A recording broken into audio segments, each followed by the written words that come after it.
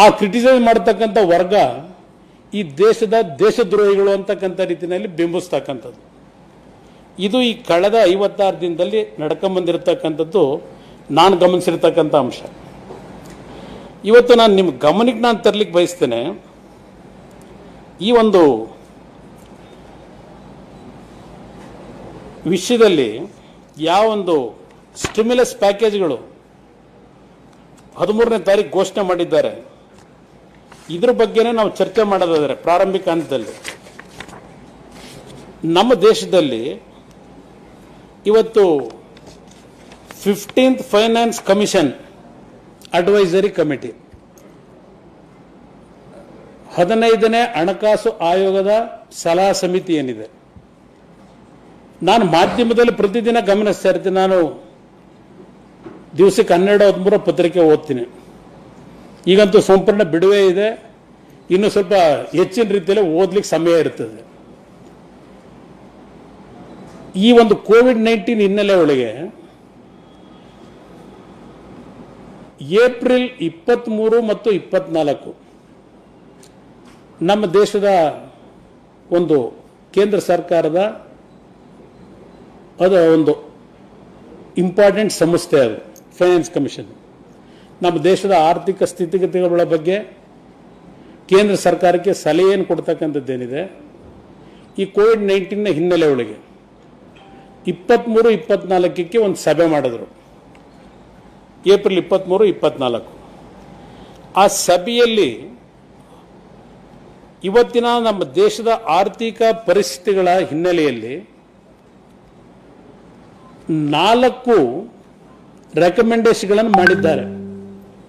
4 ರೆಕಮೆಂಡೇಶನ್ಗಳನ್ನು ಈ finance commission ಇಂದ ಏನು ಕೇಂದ್ರ ಸರ್ಕಾರಕ್ಕೆ ರೆಕಮೆಂಡ್ ಮಾಡಿದ್ರು, ಅದರಲ್ಲಿ ಮೊದಲನೆಯ ರೆಕಮೆಂಡೇಶನ್ನು ಈ ಸಣ್ಣ ಪ್ರಮಾಣದ ಉದ್ಯಮಗಳೇನಿದ್ದಾವೆ, ಈ ಸಣ್ಣ ಪ್ರಮಾಣದ ಉದ್ಯಮಗಳು ಬಹುಶಃ GSTಯ ಇಂಟ್ರಡಕ್ಷನ್ ಆದಮೇಲೆ,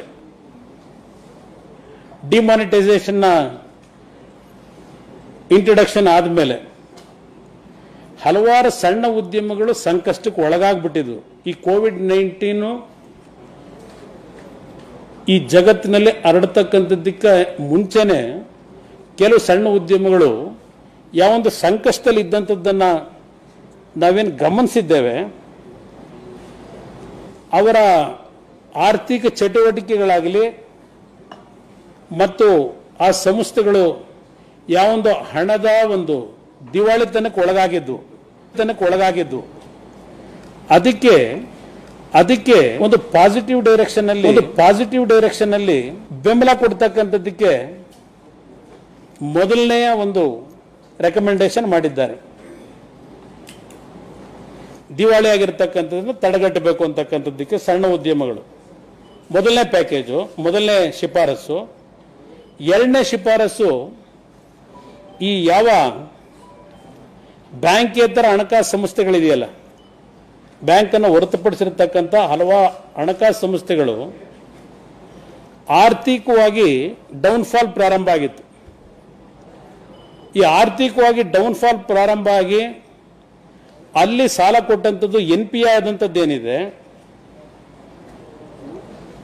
ಅದರ ಜೊತೆಗೆ ಹಲವಾರು ಸಣ್ಣ ಉದ್ಯಮಗಳು ದಿವಾಳಿ ಆಗಿರ್ತಕ್ಕಂಥ ಹಿನ್ನೆಲೆ ಒಳಗೆ ಇದನ್ನ ಸರಿಪಡಿಸ್ತಕ್ಕಂಥ ನಿಟ್ಟಿನಲ್ಲಿ ಯಾವ್ಯಾವ ರೀತಿ ಕ್ರಮ ತೆಗೆದುಕೋಬೇಕು ಅಂತ ಹೇಳಿ, ಇದಕ್ಕೆ ಯಾವ ರೀತಿ ಭಾಗಶಃ ಸಾಲದ ಖಾತರಿ ಕ್ರಮ ಸಹಕಾರಿಯಾಗ್ತದೆ ಅಂತಕ್ಕಂಥದ್ದು ಒಂದು. ಅದರ ಜೊತೆಯಲ್ಲಿ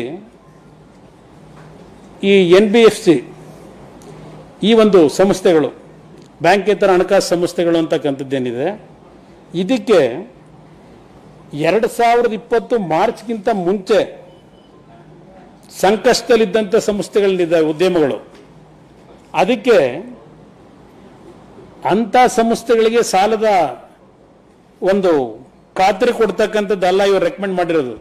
ಮಾರ್ಚ್ 20 ಕೊರೋನಾ ವೈರಸ್ಸು ಹರಡುವಿಕೆ ಆಗೋದಕ್ಕಿಂತ ಮುಂಚೆ ಏನು ದಿವಾಳಿ ಆಗಿದ್ದಾವೆ ಅದಕ್ಕೆ ಕೊಟ್ಟಂತ ಇದಲ್ಲ ಇವರು ರೆಕಮೆಂಡೇಶನ್. 20ರ ನಂತರ ಈ ಕೊರೋನಾ ವೈರಸ್ನ ಎಫೆಕ್ಟ್ನಲ್ಲಿ ಆದಂಥ ಆರ್ಥಿಕ ತೊಂದರೆಗಳು ಈ ಸಣ್ಣ ಉದ್ಯಮಗಳಿಗೆ ಏನಾಗಿದೆ, ಅದಕ್ಕೆ ಸಾಲದ ಖಾತರಿಯನ್ನು ಯಾವ ರೀತಿ ಕೊಡಬೇಕು ಅಂತಕ್ಕಂಥದ್ದಕ್ಕೆ 2ನೇ ರೆಕಮೆಂಡೇಶನ್ ಮಾಡಿದ್ದಾರೆ. ಬಹುಶಃ ನೀವು 23-24ರ ಒಂದು ಮೀಟಿಂಗ್ನ ರೆಕಮೆಂಡೇಶನ್ ಕೆಲವು ಪತ್ರಿಕೆಗಳಲ್ಲಿ ಬಂದಿದೆ, ಇಂಗ್ಲಿಷ್ ಪತ್ರಿಕೆಗಳನ್ನ ಗಮನಿಸಿದ್ದೇನೆ. ಅದ್ರ ಮೇಲೇ ಇದೆಲ್ಲ ಸ್ವಲ್ಪ ನಾನು ನೋಟ್ ಮಾಡ್ಕೊಂಡು ಕೂತ್ಕೊಂಡಿದ್ದೆ, ನಾನು ಮತ್ತು ಕೆಲವು ನನ್ನ ಸ್ನೇಹಿತರುಗಳು. ಅದರಿಂದ ಇವತ್ತು ಕರಿತಾ ಇದ್ದೇನೆ ಇದೆಲ್ಲ ಡೀಟೇಲ್ ಆಗಿ, ಯಾಕೆಂದರೆ ನಾನು ಸುಮ್ಮನೆ ಟೀಕೆ ಮಾಡಲಿಕ್ಕೋಸ್ಕರವಾಗಿ ಇಂಥ ಒಂದು ಸಂದಿಗ್ಧ ಪರಿಸ್ಥಿತಿಯನ್ನು ದುರುಪಯೋಗ ಪಡಿಸ್ಕೊಳ್ಳಲಿಕ್ಕೆ ಇಚ್ಛೆ ಪಡೋನಲ್ಲ. ವಾಸ್ತವಾಂಶವನ್ನು, ಸತ್ಯಾಂಶ ಏನಿದೆ ಅದನ್ನು ಅರ್ಥ ನಾನಿವತ್ತು ನಿಮ್ಮ ಮುಂದೆ ಕೆಲವು ಮಾಹಿತಿ ಇಡಬೇಕು ಅಂತ ಕೂತಿದ್ದೇನೆ. ಇಲ್ಲಿ ಯಾರು ನನ್ನ ಟೀಕೆಗೋಸ್ಕರ ಕರೆದಿದ್ದೇನೆ. ಕೇಂದ್ರ ಸರ್ಕಾರ ಉತ್ತಮ, ಯಾಕೆಂದರೆ ಇವತ್ತು ಬೆಳಗ್ಗೆ ಒಂದು ಪತ್ರಿಕೆಯಲ್ಲಿ ನೋಡಿದೆ, ನರೇಂದ್ರ ಮೋದಿ ಅವರಿಗೆ ಇವತ್ತು ಅವ್ರು ತೆಗೆದುಕೊಂಡಂಥ ಪ್ಯಾಕೇಜ್ಗೆ ಇಡೀ ದೇಶ ಅಲ್ಲ ವಿದೇಶಗಳು ಸಹ ಮೆಚ್ಚುಗೆ ವ್ಯಕ್ತಪಡಿಸಿದ್ದಾರೆ. ಇಂಥ ಪ್ರಧಾನಮಂತ್ರಿ ಇಲ್ಲ ಅಂತ ಹೇಳಿದ್ದಾರೆ. ಸಂತೋಷ. ನಮ್ಮ ದೇಶದ ಪ್ರಧಾನಮಂತ್ರಿಗೆ ಇಡೀ ವಿಶ್ವದಲ್ಲಿ ಅಂಥ ಒಂದು ಕ್ರೆಡಿಟ್ ತಂದಿರೋದು ನಮ್ಮ ದೇಶದ 130 ಕೋಟಿ ಜನತೆಗೆ ಸಿಕ್ಕಂಥ ಗೌರವ ಅದು. ನಾನು ಅದಕ್ಕೆ ಯಾವ ಅಸೂಯೆ ಇಲ್ಲ ನನಗೆ. ಅದರಿಂದ ಇಲ್ಲಿ ಈ ಪ್ಯಾಕೇಜ್ಗಳೇನಿದೆ, ನಾನು ಅದಕ್ಕೆ ನಿಮಗೆ ಫೈನಾನ್ಸ್ ಕಮಿಷನ್ನ ಒಂದು ಇದನ್ನು ತಮ್ಮ ಗಮನಕ್ಕೆ ತರ್ತಾ ಇದ್ದೇನೆ. ಇದು 2ನೇದು. ಈ ಮಾರ್ಚ್ 20ಕ್ಕಿಂತ ಮುಂಚೆ ದಿವಾಳಿ ಆಗಿರ್ತಕ್ಕಂಥದ್ದಕ್ಕೆ ಇವರು ಕೊಟ್ಟಂಥ ರೆಕಮೆಂಡೇಶನ್ ಅಲ್ಲ, ಕೋವಿಡ್-19 ಆದಂಥ ಪರಿಣಾಮದ ಕಾರ್ಖಾನೆಗಳ ಬಗ್ಗೆ ಕೊಟ್ಟಂಥ 2ನೇ ರೆಕಮೆಂಡೇಶನ್. 3ನೇ ರೆಕಮೆಂಡೇಶನ್ ಏನು ಅಂದರೆ, ಈಗ ಕೇಂದ್ರ ಮತ್ತು ರಾಜ್ಯ ಸರ್ಕಾರಗಳ ಹಣಕಾಸಿನ ಪರಿಸ್ಥಿತಿಗಳು ಏನಿದೆಯಲ್ಲ, ಇದನ್ನು ನೀವು ಗಮನಿಸಬೇಕಾಗ್ತದೆ. ಕೇಂದ್ರ ಮತ್ತು ರಾಜ್ಯ ಸರ್ಕಾರಗಳು ಈಗಿರ್ತಕ್ಕಂಥ ಪರಿಸ್ಥಿತಿನಲ್ಲಿ ಹಣದ ಫ್ಲೋ, ಇವತ್ತು ಫೈನಾನ್ಷಿಯಲ್ ಫ್ಲೋನಲ್ಲಿ ಯಾವೊಂದು ಹಿನ್ನಡೆ ಕಾಣ್ತಾ ಇದ್ದೇವೆ, ಇದನ್ನು ನಿಭಾಯಿಸ್ತಕ್ಕಂಥದ್ದಕ್ಕೆ ಸಮರ್ಪಕವಾಗಿ ರಾಜ್ಯ ಮತ್ತು ಕೇಂದ್ರ ಸರ್ಕಾರಗಳ ಜವಾಬ್ದಾರಿ ಏನಿದೆ, ಯಾವ ವಿಧಾನದಲ್ಲಿ ಹೋಗಬೇಕು, ಈ ಸಾಂಕ್ರಾಮಿಕ ರೋಗದಿಂದ ರಾಜ್ಯ ಸರ್ಕಾರಗಳಿಗೆ ಯಾವ ಮಟ್ಟದಲ್ಲಿ ಅವಕಾಶದ ಒಂದು ಕೊರತೆ ಇದೆ ಈಗ ನಿಭಾಯಿಸಲಿಕ್ಕೆ, ಇದನ್ನು ಯಾವ ರೀತಿ ಸಂಪನ್ಮೂಲಗಳ ಇರತಕ್ಕಂಥ ಕುಂದುಕೊರತೆಗಳನ್ನು ನೀಗಿಸ್ಕೊಳ್ಳಿಕ್ಕೆ ರಾಜ್ಯ ಸರ್ಕಾರಗಳು ಏನು ಶ್ರಮ ಪಡ್ತಾ ಇದ್ದಾವೆ, ಇದಕ್ಕೆ ಸೂಕ್ಷ್ಮವಾಗಿ ತಾವು ಗಮನಿಸಬೇಕು ಅಂತಕ್ಕಂಥದ್ದನ್ನು ಏನು ಹೇಳಿದ್ದಾರೆ. ಅದರಲ್ಲಿ ಅವ್ರು ಹೇಳ್ತಕ್ಕಂಥದ್ದು, ಇತ್ತೀಚೆಗೆ ನಿಮ್ಮ IMF ಅವರೇನು ಹೇಳಿದ್ರು, ಇವತ್ತಿನ ಅಂತಾರಾಷ್ಟ್ರೀಯ ಹಣಕಾಸು ಭಾರತದ GDP ಬೆಳವಣಿಗೆ ಅಂದಾಜನ್ನು 5.8ಗೇನು ಅಂದಾಜು ಮಾಡಿದ್ವು ನಾವು, ಅದು 1.9, ಅದು ಜನವರಿನಲ್ಲಿ ಮಾಡಿದ್ದು. 5.8%ಗೆ 2020ರ ಆರ್ಥಿಕ ವರ್ಷದಲ್ಲಿ ನಮ್ಮ GDP ಗ್ರೋತ್ ಇರುತ್ತೆ ಅಂತಕ್ಕಂಥದ್ದು.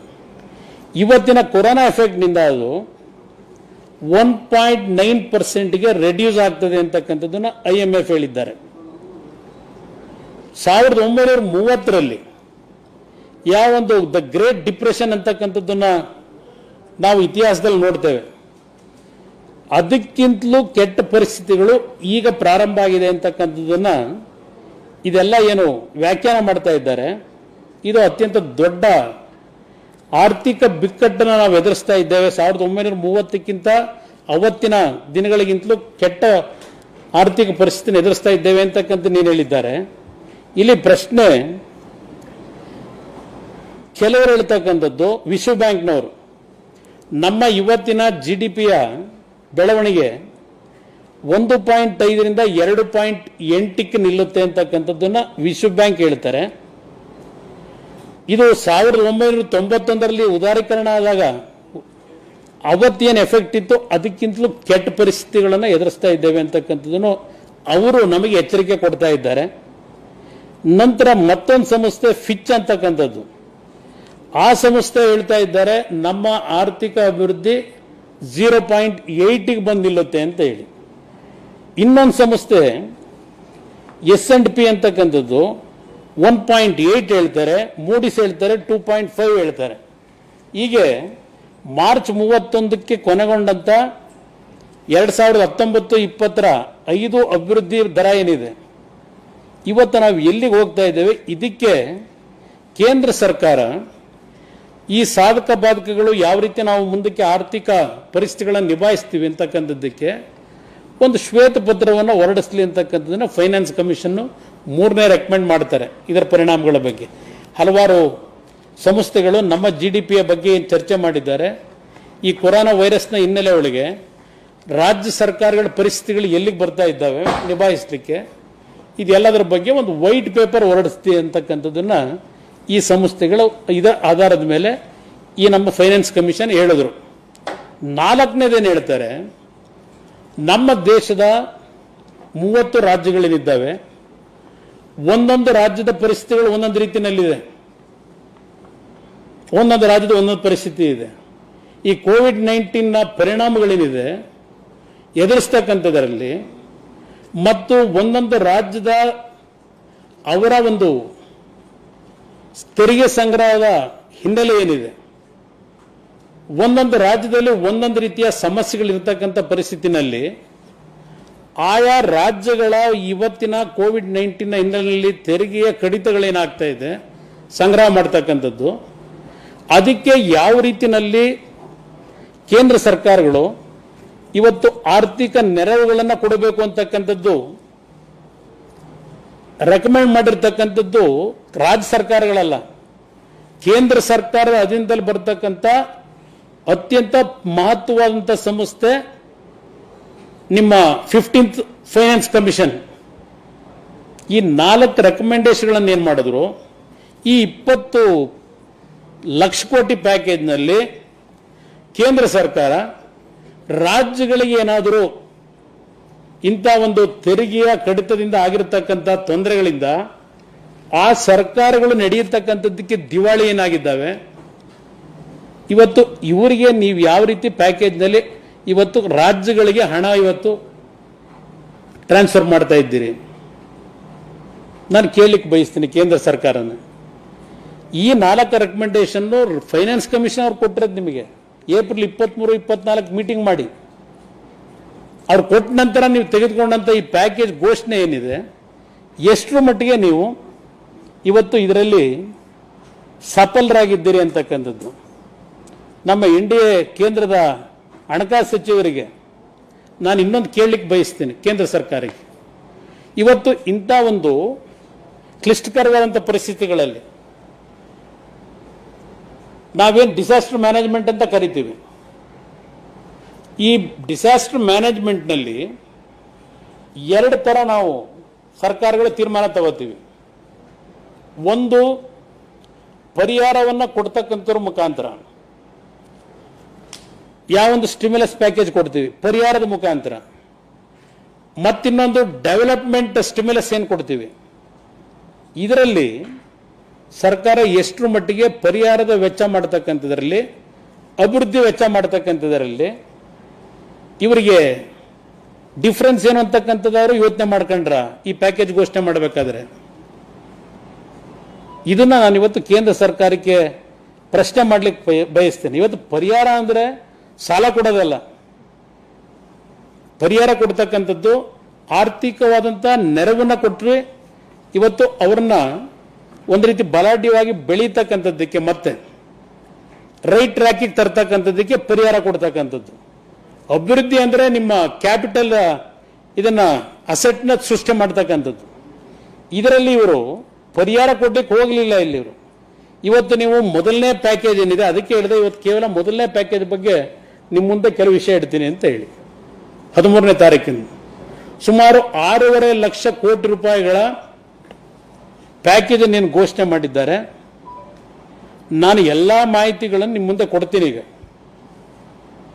ರೈಟಿಂಗ್ನಲ್ಲೂ ಕೊಡ್ತೀನಿ ನಿಮಗೆ, ಎಲ್ಲ ಪ್ರಿಂಟ್ ಮಾಡೇ ಇಡ್ಸಿದ್ದೀನಿ. ಅದಕ್ಕೋಸ್ಕರಲೇ 6.5 ಲಕ್ಷ ಕೋಟಿ ರೂಪಾಯಿನಲ್ಲಿ ಕೇಂದ್ರ ಸರ್ಕಾರದಿಂದ, ಕೇಂದ್ರದ ಸರ್ಕಾರದ ಖಜಾನೆಯಿಂದ, ಬಜೆಟ್ ಇಂದ ಹೋಗ್ತಕ್ಕಂಥದ್ದು 13ನೇ ತಾರೀಕಿನ ಪ್ಯಾಕೇಜ್. ಇದು 6.5 ಲಕ್ಷ ಕೋಟಿನಲ್ಲಿ ಕೇಂದ್ರ ಸರ್ಕಾರದ ಪಾಲು ಕೇವಲ 2,500 ಕೋಟಿ ರೂಪಾಯಿಗಳಷ್ಟೇ ಅವರ ಕೇಂದ್ರ ಸರ್ಕಾರದ ಮೇಲೆ ಬೀಳ್ತಕ್ಕಂಥ ಹೊರೆ. ಅದು ಹೊರತುಪಡಿಸಿ 6.5 ಲಕ್ಷದಲ್ಲಿ ಇವ್ರದ್ದೇನು ದೊಡ್ಡ ಕಾಂಟ್ರಿಬ್ಯೂಷನ್ ಇಲ್ಲ. ಅದು ಹೇಗೆ ಅಂತಕ್ಕಂಥದ್ದು ನಿಮಗೆ ಟೇಬಲ್ ವೈಸಾಗಿ ಕೊಟ್ಬಿಡ್ತೀನಿ. ಪಾಪ ಅವ್ರು ಕೊಟ್ಟಿದ್ದಾರೆ ನಿಮಗೆಲ್ಲ, ಎಲ್ಲ ಗ್ರಾಫ್ ಎಲ್ಲ ತೋರಿಸ್ತಾರೆ ಡೆಲ್ಲಿನಲ್ಲಿ ಅವರು, ಹಿಂದ್ಗಡೆ ಎಲ್ಲ ಸ್ಕ್ರೀನ್ಗಳು ಹಾಕಿ ಅಲ್ವೇ, ಅದರಿಂದ ಅದು ಕೊಡ್ತೀನಿ ನಿಮಗೆ. ಅದರಿಂದ ಇಲ್ಲಿ ಇವರಿಗೆ ಕೇವಲ 13ನೇ ತಾರೀಕಿನ ಪ್ಯಾಕೇಜ್ ಏನಿದೆ, 2,500 ಕೋಟಿ ಇವರ ಒಂದು ಹೊರೆ ಏನಿದೆ, ಇಂಥ ಒಂದು ರೀತಿಯ ಇವರ ಪ್ಯಾಕೇಜ್ನಿಂದ ಇವತ್ತಿನ ಆರ್ಥಿಕ ಚೇತರಿಕೆಯನ್ನು ಕಾಣತಕ್ಕಂಥದ್ದಕ್ಕೆ ತಕ್ಷಣಕ್ಕೆ ಸಾಧ್ಯ ಆಗೋದಿಲ್ಲ. ಇವತ್ತಿನ ಈ ಬಡತನ ಅಂತಕ್ಕಂಥದ್ದು ದಿನೇ ದಿನೇ ಗ್ರಾಫ್ ಏನು ಏರ್ತಾ ಇದೆ. ನೀವು ಹೇಳ್ತೀರಿ 40 ಕೋಟಿ ಜನರು ಇವತ್ತು ನಿರುದ್ಯೋಗಿಗಳಾಗ್ತಾರೆ, ಬಡತನದ ಬೇಗೆಯಿಂದ ಇವತ್ತು ಜನ ಸಾಯ್ತಕ್ಕಂಥ ಪರಿಸ್ಥಿತಿ ಅಂತಕ್ಕಂಥದ್ದು ಹೇಳ್ತೀರಿ. ಈ ಪ್ಯಾಕೇಜು 13ನೇ ತಾರೀಕಿನ ಪ್ಯಾಕೇಜು ಯಾವುದೇ ದೊಡ್ಡ ಮಟ್ಟದ ಭಾರತ ಸರ್ಕಾರದ ಪ್ಯಾಕೇಜು ಇವತ್ತು ನೆರವಿಗೆ ಬರೋದಿಲ್ಲ ಅಂತಕ್ಕಂಥದ್ದನ್ನು ನಾನು ಹೇಳಲಿಕ್ಕೆ ಬಯಸ್ತಾ ಇದ್ದೇನೆ. ಇವತ್ತಿನ 13ನೇ ತಾರೀಕಿನ ಪ್ಯಾಕೇಜು ಇಲ್ಲಿ ಇದರಲ್ಲಿ ನಾನು ಕಾಲಮ್ ನಿಮಗೆ ಸಪ್ಲೈ ಮಾಡ್ತೀನಿ. ಇಲ್ಲಿ ಏನಾಗಿದೆ, ಕೊಲ್ಯಾಟ್ರಲ್ ರಹಿತ ಆಟೋಮೆಟಿಕ್ ಸಾಲ ಹೇಳಿದ್ರಲ್ಲ, 3 ಲಕ್ಷ ಕೋಟಿ ಕೊಡ್ತೀವಿ ಅಂತೇಳಿ, ಇದರಲ್ಲಿ ಈ ವರ್ಷ ವಾಸ್ತವದಲ್ಲಿ ಸರ್ಕಾರದ ಗ್ಯಾರಂಟಿ ಕಮಿಷನ್ ಅವ್ರಿಗೆ ಸಿಗುತ್ತೆ. ಸರ್ಕಾರಕ್ಕೆ ಸರ್ಕಾರದ ಮೇಲೆ ಬರ್ಡನ್ ಇಲ್ಲ. 3 ಲಕ್ಷ ಕೋಟಿ ಬರ್ಡನ್ ಬೀಳೋದು ಬ್ಯಾಂಕ್ಗಳ ಮೇಲೆ. ಬ್ಯಾಂಕು ಹಣಕಾಸಿನ ಸಂಸ್ಥೆಗಳು ಈ 3 ಲಕ್ಷ ಕೋಟಿನ ಸ್ಪೇರ್ ಮಾಡತಕ್ಕಂಥದ್ದು MSMEಗಳಿಗೆ. ಕೇಂದ್ರ ಸರ್ಕಾರದ ಆರ್ಥಿಕ ಬಜೆಟ್ ಏನಿದೆ 30 ಲಕ್ಷ ಕೋಟಿ, ಅದರಿಂದ ಇವರೇನು ಕೊಡ್ತಕ್ಕಂಥದ್ದಲ್ಲ 3 ಲಕ್ಷ ಕೋಟಿದು. ಇನ್ನು 20,000 ಕೋಟಿದು ಹೇಳಿದ್ರಲ್ಲ,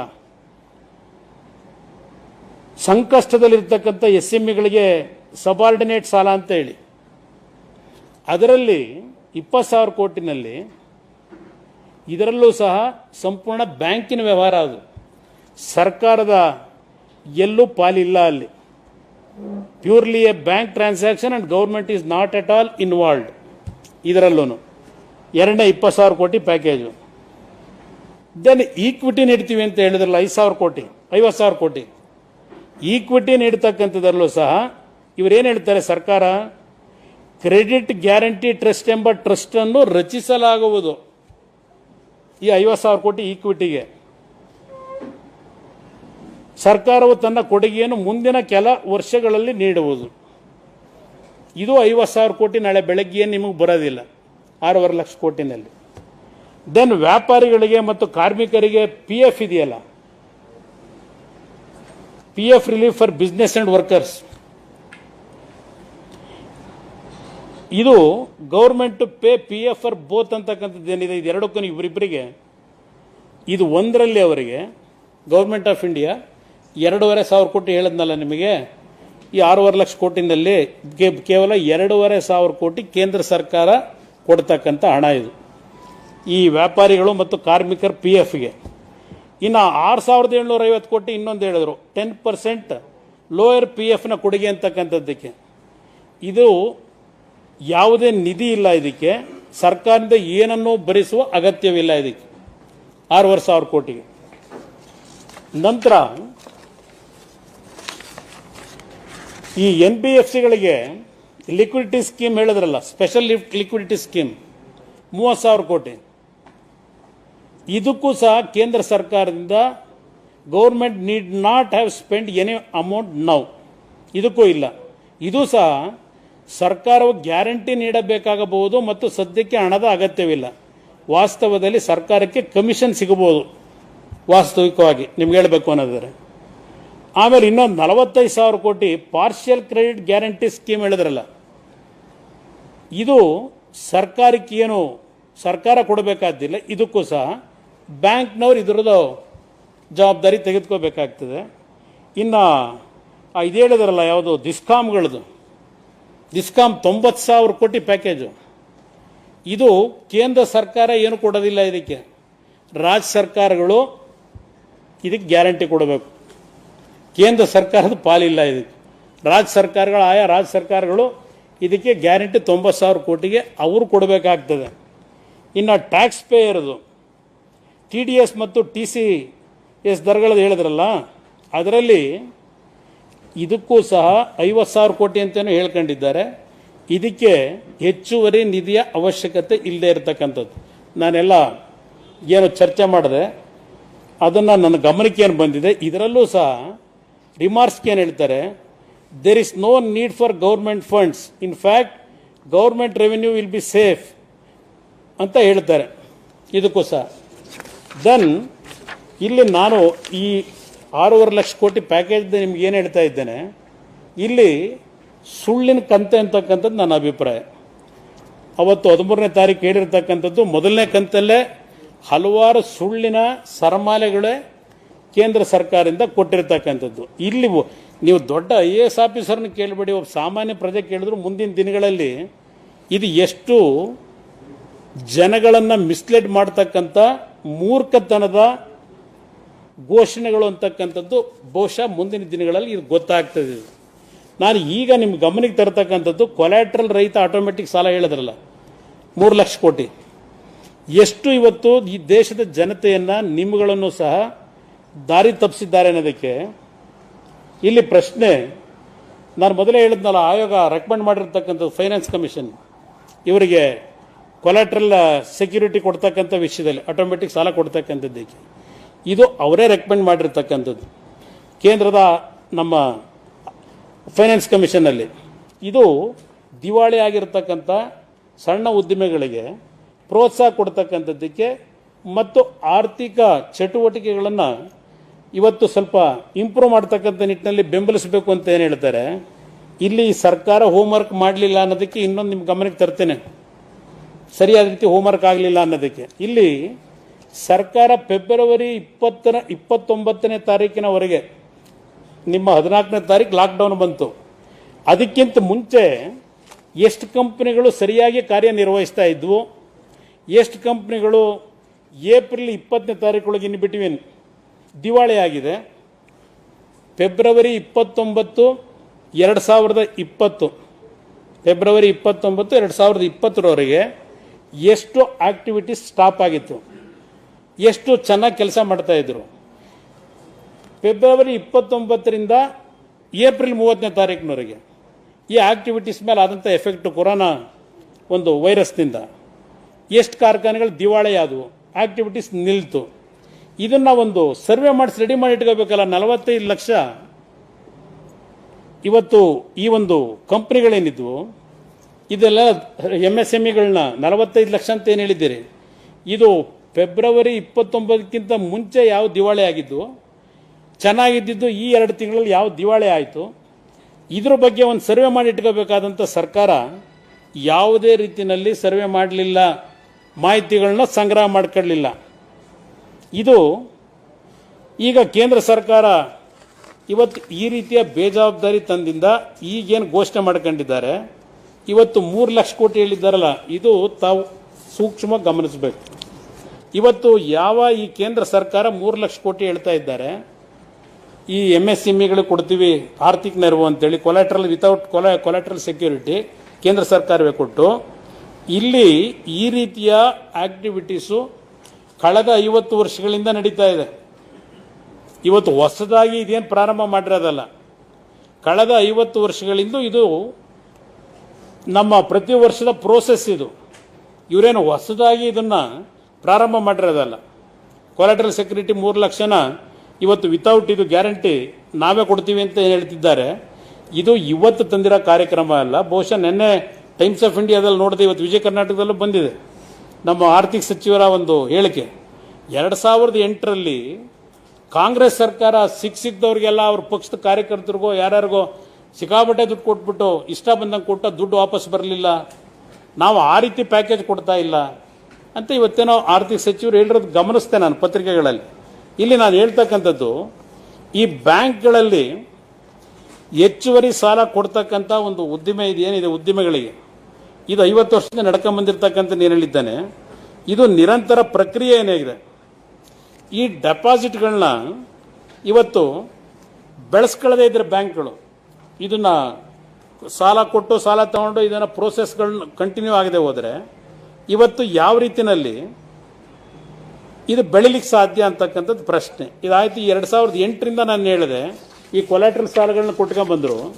ಇಲ್ಲಿ ಪ್ರಶ್ನೆ 2019ರಲ್ಲಿ ಇದನ್ನು ತಾವು ದಯವಿಟ್ಟು ಗಮನಿಸಬೇಕು. 2019ರಲ್ಲಿ ಈ ದೇಶದಲ್ಲಿ ಎಲ್ಲ ಬ್ಯಾಂಕ್ಗಳು ಈ ಒಂದು ವರ್ಗಕ್ಕೆ ಕೊಟ್ಟಿರ್ತಕ್ಕಂಥ ಸಾಲ ಟೋಟಲಿ 87.46 ಲಕ್ಷ ಕೋಟಿ. ಇವತ್ತೇನು 3 ಲಕ್ಷ ಕೋಟಿ ಇವತ್ತು ಘೋಷಣೆ ಮಾಡ್ಕೊಂಡಿದ್ದಾರೆ.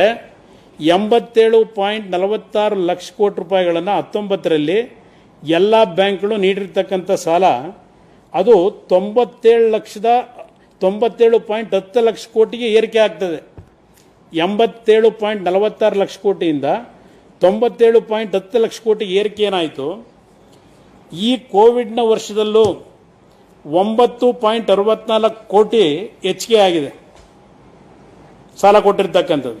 2021ನೇ ಸಾಲಿನಲ್ಲಿ ಇವರ ಆರ್ಥಿಕ ಗುರಿ ವೃದ್ಧಿ ಇರತಕ್ಕಂಥದ್ದು ವಾರ್ಷಿಕ ವೃದ್ಧಿ 14%. 14% ಅಂದರೆ ಮಾರ್ಚ್ 20ಕ್ಕೆ 13 ಲಕ್ಷ ಕೋಟಿ ರೂಪಾಯಿಗಳ ಲೆಕ್ಕ ಹಾಕಿದ್ರೀಗ. ಮಾರ್ಚ್ 20ಕ್ಕೆ 13 ಲಕ್ಷ ಕೋಟಿಗೆ. ಇಲ್ಲಿ ಇವರು ಪ್ರಶ್ನೆ ನಂದೇನು ಅಂದರೆ ಸುಮಾರು 100 ಲಕ್ಷ ಕೋಟಿವರೆಗೆ MSMEಗಳಿಗೆ ಸಾಲ ಕೊಡ್ತಕ್ಕಂಥ ಶಕ್ತಿ ಇರತಕ್ಕಂಥ ಬ್ಯಾಂಕ್ಗಳು 100 ಲಕ್ಷ ಕೋಟಿ. ಈಗ 3 ಲಕ್ಷ ಕೋಟಿ ಪ್ಯಾಕೇಜ್ ಯಾತಿಗೆ ತಂದರು, ಯಾವ ಕಾರಣಕ್ಕೆ ಇದನ್ನು ಘೋಷಣೆ ಮಾಡ್ಕೊಂಡ್ರು, ಇದು ನನಗೆ ಅರ್ಥ ಆಗದೆ ಇರತಕ್ಕಂಥದ್ದು. ಈ ಸ್ಟಿಮ್ಯುಲಸ್ ಪ್ಯಾಕೇಜ್ ಹೆಸರಿನಲ್ಲೇನಾದರೂ 100 ಲಕ್ಷ ಕೋಟಿ ಕೊಡ್ತಕ್ಕಂಥ ಕೆಪಾಸಿಟಿ ಇರತಕ್ಕಂಥ ಬ್ಯಾಂಕ್ಗೆ 3 ಲಕ್ಷ ಕೋಟಿಗೆ ಇಳಿಸಿದ್ದಾರಾ? ನಾನು ನಿಮ್ಗೆ ಮೊದಲೇ ಹೇಳಿದೆ, ನಮ್ಮ ಆರ್ಥಿಕ ವರ್ಷ ಪ್ರತಿ ವರ್ಷ ಎಷ್ಟು ಸಾಲ ಕೊಡ್ತಾರೆ, ಆರ್ಥಿಕ ವಾರ್ಷಿಕ ಗುರಿ 14% ಇರತಕ್ಕಂಥದ್ದೇನಿದೆ. ಇಲ್ಲಿ 3 ಲಕ್ಷ ಕೋಟಿ 100 ಕೋಟಿ ಕೆಪಾಸಿಟಿ ಇರತಕ್ಕಂಥ 100 ಲಕ್ಷ ಕೋಟಿ 3 ಲಕ್ಷ ಕೋಟಿಗೆ ಯಾಕೆ ಇಳಿಸೋದ್ರಿಂದ ರಿಡ್ಯೂಸ್ ಮಾಡಿದ್ರು? ಇದು ಯಾವ ರೀತಿ ಕೇಂದ್ರ ಸರ್ಕಾರ ಇವತ್ತು ಹೊರಟಿದ್ದಾರೆ. ಇದೆಲ್ಲ ಬ್ಯಾಂಕ್ನಿಂದ ಕೊಡ್ತಕ್ಕಂಥ ಸಾಲಗಳು, ಕೇಂದ್ರ ಸರ್ಕಾರ ಅವರ ಟ್ರೆಜರಿಯಿಂದ ಕೊಡ್ತಕ್ಕಂಥದ್ದಲ್ಲ ಇದು. ಅದರಿಂದ ಇವತ್ತು ಈ 3 ಲಕ್ಷ ಕೋಟಿಗೆ ಏನು ಇಳಿಸಿದ್ದೀರಿ, ಇವತ್ತು ನಿಮ್ಮ ಫೈನಾನ್ಸ್ ಕಮಿಷನ್ನು ಏನು ರೆಕಮೆಂಡ್ ಮಾಡಿದರು, ಯಾವ ಕಾರಣಕ್ಕೆ ರೆಕಮೆಂಡ್ ಮಾಡಿದರು? ಇವತ್ತು ಈ ಒಂದು ಕೊರೋನಾ ವೈರಸ್ನ ಹಿನ್ನೆಲೆ ಒಳಗೆ ಇವರಿಗೆ ಲೇಬರ್ಸ್ಗೆ ಪೇಮೆಂಟ್ ಕೊಡೋಕ್ಕಾಗಲ್ಲ, ಇವರಿಗೆ ಬಿಲ್ ಕಟ್ಟಲಿಕ್ಕಾಗಿಲ್ಲ, ವಾಟರ್ ಬಿಲ್ನ, ಕರೆಂಟ್ ಬಿಲ್ ಕಟ್ಟಲಿಕ್ಕಾಗಿಲ್ಲ.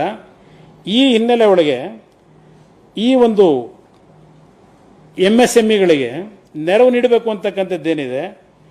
ಇಲ್ಲಿ ಪ್ರಶ್ನೆ ಇವತ್ತು ಈ ಸರ್ಕಾರ ತೆಗೆದುಕೊಂಡಂಥ ಈ ಪ್ಯಾಕೇಜ್ನಿಂದ ಯಾವುದೇ ರೀತಿಯ ಒಂದು ಬಿಡುಗಾಸು ಬಜೆಟ್ನ ಅಲೋಕೇಶನ್ ಏನಿದೆ ಅದರ ಮೇಲೆ ಹೊರೆ ಇಲ್ಲದೆ ಈ ಬ್ಯಾಂಕ್ಗಳ ಮುಖಾಂತರ ಸಾಲದ ರೂಪದಲ್ಲಿ ಕೊಡ್ತಕ್ಕಂಥದ್ದೇನಿದೆ ಇದು ಯಾವುದೇ ರೀತಿಯಲ್ಲೂ ಇವತ್ತಿನ ಈ ಕೊರೋನಾ ವೈರಸ್ನ ಎಫೆಕ್ಟ್ ಏನಿದೆ ಇದರಿಂದ ಉದ್ಯಮಗಳು ಇನ್ನೂ ಹೆಚ್ಚಿನ ಸಾಲದ ಸಂಕಷ್ಟಕ್ಕೆ ಒಳಗಾಗ್ತಾರೋ ಹೊರತು ಇವು ಯಾವುದೇ MSMEಗಳಿಗೆ ಇವತ್ತು ಶಕ್ತಿಯನ್ನು ತುಂಬತಕ್ಕಂಥ ಕೆಲಸ ಆಗಿಲ್ಲ.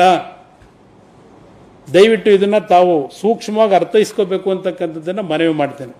ಇನ್ನು TDS 25% ಕಡಿತಗೊಳಿಸಿದ್ದೀವಿ ಅಂತ ಏನು ಹೇಳ್ತಾರೆ. ಇಲ್ಲಿ ಪ್ರಶ್ನೆ, ಪ್ರತಿಯೊಬ್ಬ ವ್ಯಕ್ತಿಗೆ ಉದ್ಯೋಗಿಗೆ ಇವತ್ತಿನ ಈ 2.5% ಹಣ ಸಿಗಬಹುದು. ಆದರೆ ಅಂತಿಮವಾಗಿ ತೆರಿಗೆ ಕಟ್ಟಬೇಕಲ್ಲ, ತೆರಿಗೆ ಕಟ್ಟಬೇಕಾದ್ರೆ ಬಡ್ಡಿ ಸಮೇತ ಕಟ್ಟಬೇಕಾಗಿರೋದ್ರಿಂದ ಅವನು ಇನ್ನೂ ಸಂಕಷ್ಟಕ್ಕೆ ಒಳಗಾಗ್ತಾನೆ. ಇಲ್ಲಿ ಯಾವುದೇ ರೀತಿ ಪರಿಹಾರ ಬಂದಿಲ್ಲ ಇಲ್ಲಿ TDSನಲ್ಲಿ. ಅದರ ಜೊತೆಗೆ ಈ ಒಂದು ಆರ್ಥಿಕ ವೃದ್ಧಿ ಇಳಿಯುತ್ತೆ ಅಂತ ಇವರೇ ಹೇಳ್ತಾರಲ್ಲ ಸರ್ಕಾರವೇ. ಇದರಿಂದ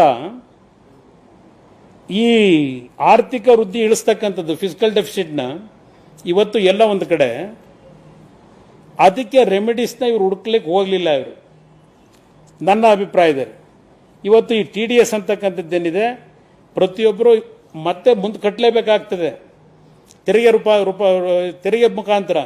ಆಗ ಇನ್ನೂ ಸಂಕಷ್ಟಕ್ಕೆ ಸಾರ್ವಜನಿಕರನ್ನು ಒಳಗೊಳಿಸ್ತಾರೆ ಇಂಥ ಉದ್ಯೋಗಿಗಳನ್ನ. ಅದ್ರ ಜೊತೆಗೆ ಇವರು 50,000 ಕೋಟಿ ಹೇಳಿದ್ರಲ್ಲ, ಈ 25% ಕಡಿತ ಮಾಡಿರೋದಕ್ಕೆ ಈ 50,000 ಕೋಟಿನ ಯಾರಿಗೆ ಕೊಡ್ತಾರೆ ಮತ್ತು ಯಾತಕ್ಕೆ ಇಟ್ಟರು ಅಂತಕ್ಕಂಥದ್ದು ಬಹುಶಃ ಎಕನಾಮಿಸ್ಟ್ಗಳಲ್ಲಿ ಕೇಳಿ ದಯವಿಟ್ಟು.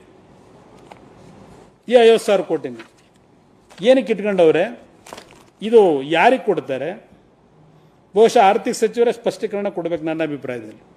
ಅದರಿಂದ ಇಲ್ಲಿ ಪ್ರಶ್ನೆ ಇನ್ನೊಂದು, ಈ ರೀಫಂಡ್ ಮಾಡ್ತೀವಿ ಅಂದ್ರಲ್ಲ, ತೆರಿಗೆ ವಾಪಸಾತಿದ್ದು, ಇವತ್ತು ಇಲ್ಲಿವರೆಗೆ ಯಾತಕ್ಕೆ ತೆರಿಗೆ ಕಟ್ಟಿರ್ತಕ್ಕಂಥವ್ರಿಗೆ ತೆರಿಗೆ ವಾಪಸ್ ಕೊಡ್ತಕ್ಕಂಥದ್ದನ್ನು ಮುಂದೆ ಡೆಫರ್ ಮಾಡ್ಕೊಂಬಂದರು. ಇವತ್ತು ನಾನು ಕೇಳಲಿಕ್ಕೆ ಬಯಸ್ತೀನಿ, ಈ ರೀಫಂಡ್ ಮಾಡ್ತಕ್ಕಂಥದ್ರಲ್ಲಿ ಇವತ್ತು ಕೈಗಾರಿಕೆಗಳಿಗೆ ದೊಡ್ಡ ಮಟ್ಟದಲ್ಲಿ ಸಹಾಯ ಮಾಡ್ತೀವಿ ಅಂತ ಏನು ಹೇಳ್ತಾರೆ, ಇದನ್ನು ಮುಂಚೆನೇ ನೀವು ಕೊಟ್ಟಿದ್ರೆ ಇವತ್ತು ಆ ಕೈಗಾರಿಕೆಗಳು ಉಳಿತಾ ಇರಲಿಲ್ವಾ? ತೆರಿಗೆ ರೀಫಂಡ್ ಕೊಡ್ತೀವಿ ಅಂತ ಹೇಳಿದ್ರೇನೋ 15,000-18,000 ಕೋಟಿ ಹೇಳ್ಕೊಂಡಿದ್ದಾರೆ. ಇಲ್ಲಿ ಪ್ರಶ್ನೆ, ಅವರಿಗೆ ಉದ್ಯಮಿಗಳಿಗೆ ಬಂಡವಾಳದಲ್ಲಿ 13% ಪ್ರತಿ ವರ್ಷ ಅವ್ರ ಮೇಲೆ ಹೊರೆ ಇರತಕ್ಕಂಥದ್ದೇನಿದೆ, ಅವರಿಗೆ ಆದಾಯ ತೆರಿಗೆ ಬಡ್ಡಿ ಕೇವಲ 4.5% ಸಿಗುತ್ತೆ. ಇಲ್ಲಿ ಪ್ರಶ್ನೆ, ಒಂದು ವರ್ಷದವರೆಗೆ ಇವ್ರನ್ನ ಕಾಯಿಸ್ತಕ್ಕಂಥದ್ದೇನಿದೆ, ಮೊದಲೇ ರೀಫಂಡ್ ಯಾಕೆ ಮಾಡಲಿಲ್ಲ ಅಂತಕ್ಕಂಥದ್ದು. ಅದರಿಂದ ಅದರ ಜೊತೆಗೆ ಈ ರೀಫಂಡ್ ಸುಮಾರು 5 ಲಕ್ಷಕ್ಕೂ ಹೆಚ್ಚಿನ ರೀಫಂಡ್ ಇದೆ ಕೊಡಬೇಕಾದಂಥದ್ದು. ನೀವು 5 ಲಕ್ಷಕ್ಕೂ ಹೆಚ್ಚಿನ ರೀಫಂಡ್ ಕೊಡ್ತಕ್ಕಂಥದ್ದನ್ನು ನಿಮ್ಮ ಹತ್ರನೇ ಇಟ್ಕೊಂಡು ಸರ್ಕಾರ ಯಾತಿ ಕೊಡಲಿಲ್ಲ? ದುಡ್ಡಿಲ್ಲ ನಿಮ್ಮ ಹತ್ರ. ಈಗ ನೀವೇನು ಹೇಳ್ತೀರಿ, ಹಾಗಿದ್ರೆ ಇದಕ್ಕೆ ರೀಫಂಡ್ ಕೊಡೋದು ಡಿಲೇ ಮಾಡಿದಿರಲ್ಲ. ಅವ್ರಿಗೇನಾದರೂ ನೀವು 20 ಲಕ್ಷ ಕೋಟಿ ಪ್ಯಾಕೇಜ್ನಲ್ಲಿ ಇವ್ರಿಗೇನಾದರೂ ಹೆಚ್ಚಿನ ಹಣ ಇವತ್ತು ಭಾರತ ಸರ್ಕಾರ ಪೆನಾಲ್ಟಿನ ಅವರೇ ತಲೆ ಮೇಲೆ ಒತ್ಕೋತಾರ? ಒಂದು ಇವರಿಗೆ ದುಡ್ಡು ಕೊಡದೆ ಇಲ್ಲಿವರೆಗೆ 5 ಲಕ್ಷ ರೀಫಂಡ್ ಮಾಡಿದೆ. ಅದರಿಂದ ಈ ರೀತಿಯ ಪ್ಯಾಕೇಜ್ 13ನೇ ತಾರೀಕಿಂದ ಏನಿದೆ, ಇದು ಸರ್ಕಾರ ಇನ್ನೊಂದು ರೀತಿಯಲ್ಲಿ ದೇಶದ ಜನತೆಯನ್ನು ಇವತ್ತು ಅತ್ಯಂತ ಒಂದು ರೀತಿಯಲ್ಲಿ ಲೈಟರ್ ಮೇಲೆ ತಗೊಂಡಿದ್ದಾರೆ. ಆರ್ಥಿಕ ಸಚಿವರು ಲಘುವಾಗಿ ಪರಿಗಣಿಸಿದ್ದಾರೆ. ಇವರು ಹೇಳಿದ್ದೆಲ್ಲ ಜನ ನಂಬ್ತಾರೆ. ಯಾವ ರೀತಿ ಬೇಕಾದ್ರೂ ಮಿಸ್ಲೀಡ್ ಮಾಡಿ ಜನಗಳನ್ನು ದಾರಿ ತಪ್ಪಿಸ್ಬೋದು. ಈ ರೀತಿಯ ಇವರ ಒಂದು ಪ್ಯಾಕೇಜ್ಗಳೇನಿದೆ, ಇದು ಮೊದಲನೇ ಕಂತು. ನಿಮಗೆ ನೆಕ್ಸ್ಟ್ ಇನ್ನು 2, 3 ಹಾಕಿದೆಯಲ್ಲ, ಬಹುಶಃ ನಾಳೆ ನಾಡಿದ್ರಲ್ಲಿ ಇನ್ನೊಂದು ದಿವಸ ಭೇಟಿ ಮಾಡ್ತೀನಿ ನಿಮಗೆ. ಆ ಕಂತಿನ ಹಣೆ ಬರಗಳು ಏನಿದೆ ಅಂತಕ್ಕಂಥದ್ದು ವಿವರವಾಗಿ ನಿಮ್ಮ ಮುಂದೆ ಇಡ್ತೀನಿ. ಇನ್ನೊಂದು, ನಾನು ಮೊನ್ನೆನೇ ನಿಮ್ಗೆ ಹೇಳಿದ್ದೆ, ಇಲ್ಲಿ ನೋಡಿ, ನಿಮ್ಮ ಇವರು ಕೊಟ್ಟಿದ್ದಾರೆ ಪಾಪ, ನಮ್ಮ ಕರ್ನಾಟಕದ ಕಾಸಿಯಾದವರು ಯಾರು ಬಂದಿರೋ ಒಂದು 15-20 ಜನ, ಅವರು ರಿಮಾರ್ಕ್ಸ್ಗಳಾಕಿ ಯಾವ್ಯಾವುದು ಸರ್ಕಾರಕ್ಕೆ ಹೊರೆ ಬೀಳ್ತದೆ ಇದೆಲ್ಲ 20 ಲಕ್ಷ ಕೋಟಿ ಅವರೊಂದು ಕೊಟ್ಟೋದ್ರು ನನಗೆ. Cost government subsidy or cash overflow 20 ಲಕ್ಷ ಕೋಟಿಲಿ 3,20,000 ಕೋಟಿ ಅಂತ ಅವ್ರು ಕೊಡ್ತಾರೆ. ಇನ್ನು loan and other liquidity measures no cost or cash outflow to government 16,60,000 ಕೋಟಿ ಅಂತ ಕೊಡ್ತಾರೆ. ನಮ್ಮ ಕಾಸಿಯಾದವ್ರು ಯಾರೋ ಬಂದು ಪಾಪ ಪತ್ರಿಕೆಗಳಲ್ಲಿ ತುಂಬ ಒಳ್ಳೆಯ ಇದು ಅಂತಾರೆ, ಇಲ್ಲಿ ಬಂದು ಕೊಟ್ಟೋದ್ರೆ ನಮ್ಮ ಕಷ್ಟ ಹಿಂಗಾಗಿದೆ ಪಾಪ. ಅವರೆಲ್ಲ ಒಂದು ಮನವಿನ ಕೊಟ್ಟೋದ್ರಿ ಇಲ್ಲಿ ನನಗೆ ಬಂದು 15 ಜನ, ನಮ್ಮ ಪರಿಸ್ಥಿತಿ ಎಲ್ಲಿಗೆ ಬಂದಿದ್ದೀವಿ ಅಂತ. ನಾನು ಮೊನ್ನೆ ನಿಮ್ಮ ಗಮನಕ್ಕೆ ತಂದೆ, ನಮ್ಮ ಸರ್ಕಾರದೊಂದು ಪ್ಯಾಕೇಜು ಎಷ್ಟು ಚೆನ್ನಾಗಿದೆ ಅನ್ನೋದಕ್ಕೆ ಒಂದು ಉದಾಹರಣೆ ಕೊಡ್ತೀನಿ, ಅಲ್ಲಿ ಕ್ಲೋಸ್ ಮಾಡ್ತೀನಿ ಈಗ ನಿಮ್ಗೆ. ಇವತ್ತಿಗೆ ನಿಮಗೆ ತೊಂದರೆ ಕೊಡೋದಿಲ್ಲ. ಇಲ್ಲಿ ಸರ್ಕಾರ ಆಟೋ ಡ್ರೈವರ್ಸ್ಗಳಿಗೆ ನಾನು ಅವತ್ತೇ ಹೇಳಿದೆ, 1,600 ಕೋಟಿ ಪ್ಯಾಕೇಜ್ ಇದೆಯಲ್ಲ, ಇದು ಹೂ ಮುಡ್ಸೋ ಕೆಲಸ ಮಾಡಬೇಡಿ ಅಂತ ಹೇಳಿದೆ. 1,600 ಕೋಟಿ ಪ್ಯಾಕೇಜ್ನ ಪಾಪ ಕೆಲವು ನಮ್ಮ ಕಾಂಗ್ರೆಸ್ ನಾಯಕರಿಗೂ ಸಹ ಹೃದಯ ವೈಶಾಲ್ಯತೆ ಸರ್ಕಾರದ್ದು. ಏನು ಯಾರು ಕೊಡದೇ ಇರೋ ಪ್ಯಾಕೇಜ್ ಕೊಟ್ಬಿಟ್ರು ಅಂತ ಅಭಿನಂದನೆಗಳು ಬೇರೆ ಸಲ್ಲಿಸ್ಬಿಟ್ರೆ ಎಲ್ಲರನ್ನು. ಬಹುಶಃ ನಾನು ಅವತ್ತು ಸಹ ವಾಸ್ತವಾಂಶವನ್ನು ನಾನು ರಾಜಿ ಮಾಡ್ಕೊಳ್ಳಿಕ್ಕೆ ಹೋಗಲಿಲ್ಲ. ಅವತ್ತು ಸಹ ನೇರವಾಗಿ ಹೇಳಿದೆ, ಜನಕ್ಕೆ ಮೋಸ ಮಾಡಬೇಡಿ ಅಂತ ಹೇಳಿ. ಇಲ್ಲಿ 7.5 ಲಕ್ಷ ಟ್ಯಾಕ್ಸಿ ಡ್ರೈವರ್ಗಳು, ಆಟೋ ಡ್ರೈವರ್ಗಳದು ಒಂದು ಪತ್ರಿಕಾ ಪ್ರಕಟಣೆ ಅಂತ ಬಹುಶಃ ನಿಮಗೆಲ್ಲ ಬಂದಿರಬಹುದು ಕಾಪಿ. ಇದು ಕೇಂದ್ರ ನಮ್ಮ ರಾಜ್ಯ ಸರ್ಕಾರದ್ದು 1,600 ಕೋಟಿ ಪ್ಯಾಕೇಜ್ ಇದೆಯಲ್ಲ, ಇದರಲ್ಲಿ ಪಾಪ ಅವ್ರು ಹೇಳ್ತಾರೆ, ಏನೋ ಒಂದು ಸೇವಾ ಸಿಂಧು ವೆಬ್ ಪೋರ್ಟ್ನ ಅರ್ಜಿ ಹಾಕಿ ಅಂತ ಹೇಳ್ಕೊಂಡಿದ್ದಾರೆ. ಅದ್ರ ಜೊತೆಗೆ ಅವ್ರ ಕಂಡೀಷನ್ಗಳು, ಹಲವಾರು ಕಂಡೀಷನ್ಗಳಿದೆ, ಅದು ಬೇಕಾದ್ರೆ ಒಂದು ಕಾಪಿ ಕೊಡ್ತೀನಿ ನಿಮಗೆ. ಆಮೇಲೆ ಅವ್ರು ಹೇಳ್ತಾರೆ, ಕೆಲವೊಮ್ಮೆ ಫಲಾನುಭವಿಗಳ ಆರ್ಥಿಕ ಸ್ಥಿತಿ ಉತ್ತಮವಾಗಿದ್ದು ಅವರುಗಳಿಗೆ ಪರಿಹಾರ ನೀಡುವ ಅಗತ್ಯತೆಯ ಬಗ್ಗೆ ಗಮನ ಹರಿಸಿ ಅರ್ಹ ಫಲಾನುಭವಿಗಳಿಂದ ಲಾಕ್ಡೌನ್ ಅವಧಿಯಲ್ಲಿ ಆರ್ಥಿಕ ಸ್ಥಿತಿ ಸದೃಢವಾಗಿಲ್ಲದಿರುವ ಬಗ್ಗೆ ಸ್ವಯಂ ದೃಢೀಕರಣ ಪಡೆದು ಪರಿಹಾರ ನೀಡಲು ಅಗತ್ಯ ಕ್ರಮ ವಹಿಸ್ತಕ್ಕದ್ದು ಅಂತ ಹೇಳಿ ರಿಲೀಸ್ ಆಗಿರೋದು. ಎಷ್ಟು ದುಡ್ಡು ಅದಕ್ಕೆ? ಆಟೋ ಡ್ರೈವರ್ಸ್ಗೆ, ಓಲಾ ಯೂಬರ್ ಡ್ರೈವರ್ಸ್ಗೆ ಈ ಆದೇಶವನ್ನು, ಇಲ್ಲಿ ಈ ವೆಚ್ಚವನ್ನು 2021ನೇ ಆಯವ್ಯಯದ ಲೆಕ್ಕ ಶೀರ್ಷಿಕೆ 3055-00-800-0-15 ಅಡಿಯಲ್ಲಿ ಒದಗಿಸಿರುವ 20 ಕೋಟಿಗಳಡಿಯಲ್ಲಿ ಭರಿಸಲು ಬಿಡುಗಡೆಗೊಳಿಸಿದ ಅನುದಾನವನ್ನು ಒದಗಿಸಲಾಗುವುದು ಅಂತ ಹೇಳ್ತಾರೆ. 20 ಕೋಟಿ ಹಣ ಏನು ಬಿಡುಗಡೆ ಮಾಡ್ತಾರೆ, 7.5 ಲಕ್ಷ ಜನ ಅಂತ ಇವರು ಎಸ್ಟಿಮೇಟ್ ಮಾಡಿ ಘೋಷಣೆ ಮಾಡಿದ್ರು. 5,000 ರೂಪಾಯಿ ಕೊಡ್ತೀವಿ ಅಂತ ಹೇಳಿ, ದಯವಿಟ್ಟು ತಾವೇ ಡಿವೈಡ್ ಮಾಡಿ. 20 ಕೋಟಿನಲ್ಲಿ ಎಷ್ಟು ಜನ ನಿಮ್ಮ ಆಟೋ ಡ್ರೈವರ್ಗಳಿಗೆ ದುಡ್ಡು ಕೊಡ್ಲಿಕ್ಕೆ ಸಾಧ್ಯ? ಇಲ್ಲಿ ಅವರ ಆರ್ಥಿಕ ಸ್ಥಿತಿಗತಿಗಳು ಚೆನ್ನಾಗಿರ್ತವೆ ಕೆಲವರಿಗೆ, ಅದನ್ನು ಬೈಫರ್ಕೇಟ್ ಬೇರೆ ಮಾಡಿ ಅಂತ ಹೇಳ್ತಾರೆ. ಇದು ರಾಜ್ಯ ಸರ್ಕಾರದ ದೊಡ್ಡ ಮಟ್ಟದ ಪ್ಯಾಕೇಜ್. ಇದೇ ಪ್ಯಾಕೇಜ್ ಕೇಂದ್ರ ಸರ್ಕಾರದ್ದು. ಅವರು ಇಬ್ಬರು ಸೇರ್ಕೊಂಡು ಯಾವ ಥರ ಪ್ಯಾಕೇಜ್ಗಳು ಕೊಟ್ಕೊಂಡು ಹೊರಟಿದ್ದಾರೆ. ಇವತ್ತು ಆಟೋ ಡ್ರೈವರ್ಗಳು ಇವತ್ತು ಬೆಳಗ್ಗೆ ಪಾಪ ನೀವೇ ಟಿ ವಿ ಹೊಡಿತಾ ಇದ್ದೀರಿ, ಪ್ಯಾಸೆಂಜರ್ಸ್ ಇಲ್ಲ, ಭಾಳ ಕಷ್ಟದಲ್ಲಿದ್ದಾರೆ. ರಸ್ತೆಯಲ್ಲೆಲ್ಲ ಆಟೋ ಡ್ರೈವರ್ಗಳು ನಿರಾಸೆಯಿಂದ ಕಾಯ್ಕೊಂಡು ನಿಂತಿದ್ದಾರೆ ಪ್ಯಾಸೆಂಜರ್ಗಳಿಂತ ನೀವೇ ಹೊಡಿತಾ ಇದ್ದೀರಿ. ಇವತ್ತು ಅವನ ಪರಿಸ್ಥಿತಿಗಳು ಏನಿದೆ? 20 ಕೋಟಿ ಕೊಟ್ಬಿಟ್ಟು ಈ ರೀತಿಯಲ್ಲಿ ಚಕ್ಕಂದ ಆಡಿದ್ರೆ ಸರ್ಕಾರ ಎಷ್ಟರ ಮಟ್ಟಿಗೆ ಸರಿ? ಕ್ಷೌರಿಕರು ಅಂತ ಏನೋ ಹೇಳ್ಕೊಂಡ್ರಿ 2.5 ಲಕ್ಷ, ಅದು ಇನ್ನೊಂದು ದೊಡ್ಡ ಕಥೆ ಇದೆ. ನೆರೆ ಅವಳಿಗೆ ನೀವೇ ಪತ್ರಿಕೆಯಲ್ಲಿ ಬರೆದ್ರಿ, ನೆನ್ನೆ ಫೋಟೋಗಳಾಗಿ ಬರೆದಿದ್ದೀರಿ ಕೆಲವು ಪತ್ರಿಕೆಯಲ್ಲಿ, ಎಷ್ಟರ ಮಟ್ಟಿಗೆ ಇವರು ಪರಿಹಾರ ಕೊಟ್ಟರು ಅಂತ ಹೇಳಿ. ಅದೇ ಪ್ಯಾಕೇಜ್ ಈ ರೀತಿ ಇಂಥ ಪರಿಸ್ಥಿತಿನಲ್ಲಿ ಜನಗಳ ಜೊತೆನಲ್ಲಿ ಚೆಲ್ಲಾಟ ಆಡಬೇಡಿ. ನೆನ್ನೆ ಏನೋ ಕೆಲವು ಲಾಕ್ಡೌನ್ ಫ್ರೀ ಮಾಡ್ಕೊಂಡ್ರಿ, ಘೋಷಣೆ ಮಾಡಿದ್ರಿ, ಹೋಗ್ಲಿ ಅದೆಲ್ಲ ಮಾಡಬೇಕು. ಪ್ರತಿದಿನ ಅದೇನೋ ಮೀಟಿಂಗ್ ಅಂತಾರೆ, ನನಗೆ ಗೊತ್ತಿಲ್ಲ. ನನಗೆ ಒಂದು ಪ್ರಿಪರೇಟರಿ ಯಾವ ರೀತಿ ಮಾಡ್ಕೋಬೇಕು ಪ್ರಿಪರೇಷನ್ಗಳು, ಅದು ಮಾಡ್ಕೊಳ್ಳದೆ ಈ ರೀತಿಯ ಪ್ರತಿದಿನ ಮುಜುಗುರಿಕೆ ಯಾಕೆ ಒಳಗಾಗಬೇಕು? ಬಸ್ಗಳಲ್ಲಿ ಸ್ಯಾನಿಟೈಸರ್ ಇಟ್ಟಿಲ್ಲ ಅಂತ ಟಿವಿಲಿ ನೀವೇ ಹೊಡಿತಾ ಇದ್ದೀರಿ, ಮಾಸ್ಕ್ ಇಲ್ಲ ಅಂತ ನೀವೇ ಹೇಳ್ತಾ ಇದ್ದೀರಿ, ಅದರಲ್ಲೂ ದುಡ್ಡು ಹೊಡೆಯೋದು, ಆಮೇಲೆ ಲೆಕ್ಕ ತೋರಿಸೋದು. ಸ್ಯಾನಿಟೈಸರ್ ಇಷ್ಟು ಖರೀದಿ ಮಾಡಿದ್ದೀವಿ, ಮಾಸ್ಕ್ಗಳು ಇಷ್ಟು ಖರೀದಿ ಮಾಡಿದ್ದೀವಿ, ಎಲ್ಲೋಯ್ತಪ್ಪ ಅಂತಂದರೆ ಅದು ಯಾರ್ಯಾರು ಜೋಬ್ಗೆ ಹೋಗ್ತದೋ ಗೊತ್ತಿಲ್ಲ. ಈ ಮಟ್ಟಿಗೆ ಇಳಿಬೇಡಿ ದಯವಿಟ್ಟು. ಈಗ ಇಲ್ಲಿವರೆಗೆ ಯಾರೂ ನಿಮ್ಮನ್ನು ಗಮನಿಸಲಿಲ್ಲ, ಎಲ್ಲ ಕೊರೋನಾ ಕಡೆ ನಿಮ್ಮ ಗಮನ ಇತ್ತು.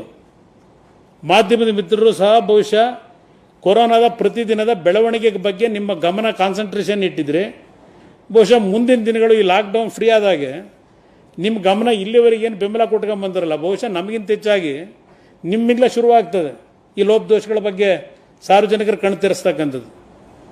ಈಗ ಅತ್ಯಂತ ಎಚ್ಚರಿಕೆಯಿಂದ ಕೆಲಸ ಮಾಡದೇ ಇದ್ದರೆ ಬಹುಶಃ ಭಾಳ ದಿವಸ ಜನಗಳನ್ನು ಸುಳ್ಳು ಹೇಳ್ಕೊಂಡು ಪ್ರಚಾರ ಗಿಟ್ಟಿಸ್ಕೊಂಡು ನಡೆಸಲಿಕ್ಕೆ ಆಗೋದಿಲ್ಲ ಸರ್ಕಾರನ. ಸರಿಯಾದ ರೀತಿಯಲ್ಲಿ ಇವತ್ತೂ ಸಹ ನಾನು ಕೇಂದ್ರದ ಆರ್ಥಿಕ ಸಚಿವರಿಗೆ ಮನವಿ ಮಾಡ್ತೇನೆ, ಈ ರೀತಿಯ ಪೊಳ್ಳು ಘೋಷಣೆಗಳನ್ನು ಬಿಟ್ಟು ಸರಿಯಾದ ರೀತಿಯಲ್ಲಿ ಇವತ್ತು ಎಲ್ಲಿ ನಮಗೆ ಈ ಒಂದು ಕೊರೋನಾ 19ನ ಎಫೆಕ್ಟ್ ಇದೆ, ಕೋವಿಡ್-19ನ ಎಫೆಕ್ಟ್ ಇದೆ, ಇದಕ್ಕೆ ಎಲ್ಲಿ ಯಾವ ರೀತಿಯಲ್ಲಿ ಇದನ್ನು ಸರಿಪಡಿಸಲಿಕ್ಕೆ ಸರ್ಕಾರದಿಂದ ನಾವು ನೆರವುಗಳನ್ನು ಕೊಡಬೇಕಾಗ್ತದೆ. ಪ್ರಾಮಾಣಿಕವಾಗಿ ಕೆಲಸ ಮಾಡ್ತಕ್ಕಂಥದ್ದಕ್ಕೆ ಗಮನ ಕೊಡಿ. ಒಳ್ಳೆ ಇಂಗ್ಲೀಷ್ ಮಾತಾಡ್ಬೋದು, ಒಳ್ಳೆ ಇಂಗ್ಲೀಷ್ ಮಾತಾಡೋದ್ರಿಂದ ಬಡವರ ಹೊಟ್ಟೆನ ತುಂಬಿಸ್ಲಿಕ್ಕಾಗಲ್ಲ. ಇವತ್ತು ನಮಗೆ ಬೇಕಾಗಿರೋದು ನಿಮ್ಮ ಸಾಲ ಅಲ್ಲ, ಸಾಲದ ಹೊರೆ ಅಲ್ಲ. ಇವತ್ತು ಬಡವರ ಜೀವ ಉಳಿಸ್ಬೇಕಾಗಿರೋದು ನಿಮ್ಮ ಕರ್ತವ್ಯ ಇದೆ.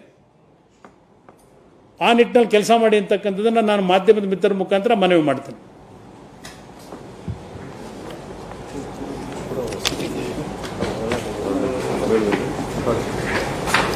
ಕಾಪಿ ಕೊಟ್ಬಿಡಿ, ಎಲ್ಲರೂ ಕೊಡಿ. ಏನ್ರಿ?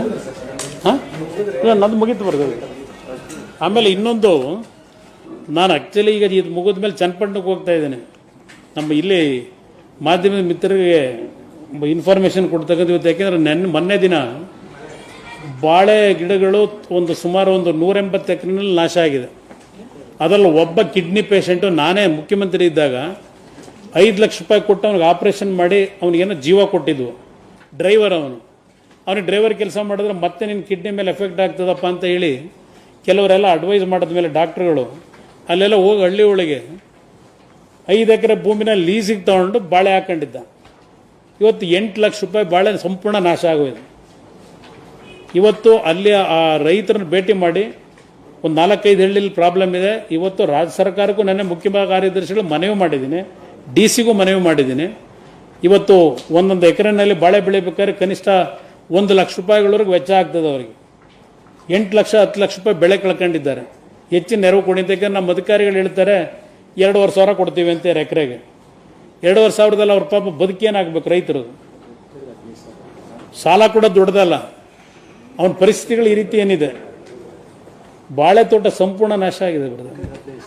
ಎಕರೆಗೆ 2,500, ಹೆಕ್ಟರ್ಗೆ 15,000 ಅಂದ್ರೆ ಲೆಕ್ಕ ಹಾಕೋಬಿಡೋದು. ಹೂನರಿಗೆ